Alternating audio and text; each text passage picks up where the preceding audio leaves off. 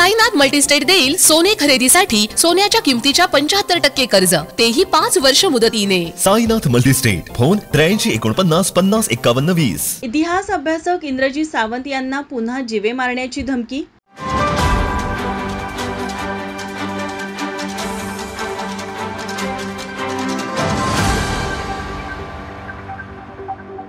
इतिहास अभ्यासक इंद्रजीत सावंत यांना आज शुक्रवार पुन्हा एकदा जीवे मारण्याची धमकी देण्यात आली। केशव वैद्य या नावाने ही धमकी देण्यात आली असून सावंत यांच्या घरात घुसून त्यांचा खात्मा केला जाईल असा उल्लेखही या धमकीत आहे। या व्यक्तीने YouTube चॅनलच्या कमेंटमधून ही धमकी दिली आहे। 4 दिवसांपूर्वी नागपूरच्या प्रशांत कोरटकरने इंद्रजीत सावंत यांना ठार मारण्याची धमकी दिली होती। या प्रकरणामुळे महाराष्ट्रभर खळबळ उडाली आहे। पोलीस यंत्रणा कोटकरच्या शोधात असताना आज पुन्हा सावंत यांना धमकी आल्याने तणाव वाढला आहे। या पार्श्वभूमीवर इंद्रजीत सावंत यांनी वकिलांची भेट घेतली असून तक्रार दाखल करण्याबाबत निर्णय घेतला जाणार आहे।